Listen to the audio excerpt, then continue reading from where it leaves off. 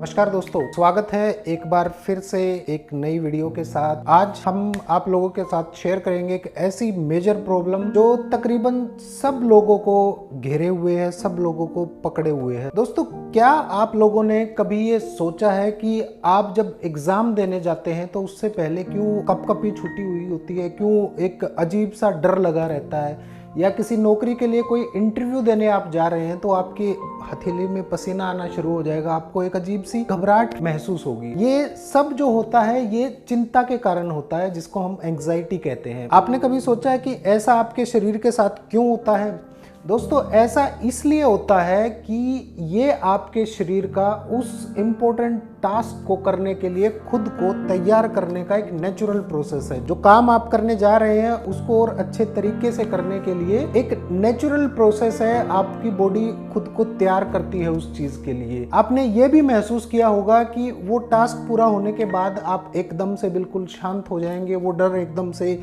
छूमंतर हो जाएगा, गायब हो जाएगा, आपकी सांसें बिल्कुल नॉर्मल हो जाएंगी, आपका दिल की जो धड़कन है वो बिल्कुल नॉर्मल हो जाएगी, एक स्टेबल लेवल पे आ जाएगा। असल में इस तरह की चिंता हमें बेटर परफॉर्म करने में मदद करती है, क्योंकि ये हमें और ज्यादा अलर्ट कर देती है। हालांकि कुछ लोग बिना कारण के एंग्जाइटी फील करते हैं। यदि आपको भी अपनी ऐसी चिंताओं को कंट्रोल करना मुश्किल लगता है, ऐसी एंग्जाइटी है जिसको कंट्रोल करना मुश्किल लगता है और आपकी डेली एक्टिविटी की एबिलिटी को वो इफेक्ट कर रही है, उसको हर्ट कर रही है, वो काम आप प्रॉपरली कर नहीं पा रहे, then it could be a case of anxiety disorder. दोस्तों, कई बार क्या होता है, बहुत सारे लोग एक नॉर्मल एंग्जाइटी में और एंग्जाइटी डिसऑर्डर में, एक रेगुलर एंग्जाइटी में और एंग्जाइटी डिसऑर्डर के अंदर डिफरेंस नहीं कर पाते और वो एक ऐसी खतरनाक बीमारी में फंस जाते हैं जिसका बहुत मुश्किल इलाज होता है। यहाँ पे हम आपको कुछ ऐसे सिम्टम्स बताएंगे जिससे कि आप डिफरेंस कर सकें कि कैसे आपकी ये नॉर्मल एंग्जाइटी है या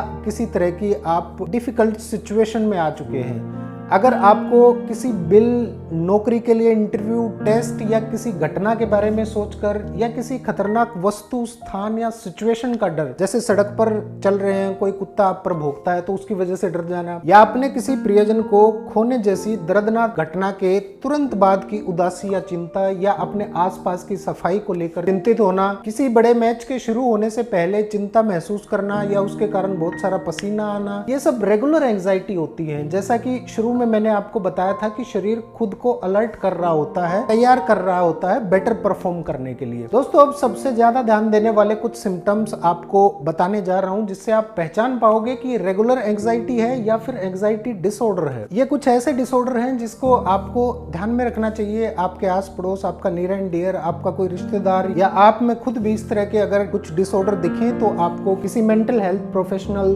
की सलाह लेने की जरूरत है। अगर आप बिना किसी रीजन के लगातार बहुत ज्यादा चिंता में रहते हैं जिसके कारण आपके डे टू डे एक्टिविटीज करने में डिफिकल्टी फेस कर रहे होते हैं, या कोई भीड़ भाड़ या कोई विरोध प्रदर्शन देखकर डर जाना, या किसी ऐसे डर से घिरे रहना जो बेहद अपमानजनक या शर्मनाक हो, या किसी वस्तु या स्थान का तर्कहीन या इरेशनल फियर होना, जैसे कि लिफ्ट में प्रवेश करने से पहले ये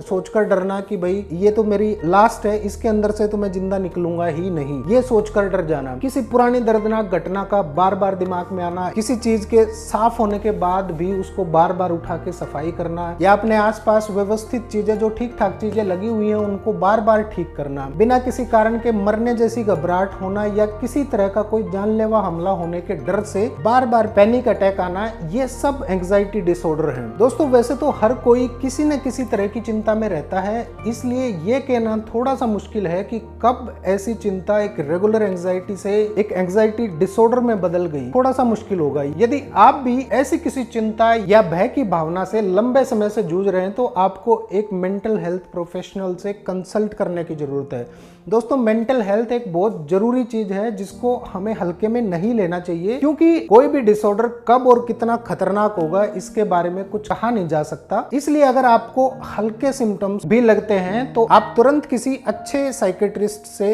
सलाह लें।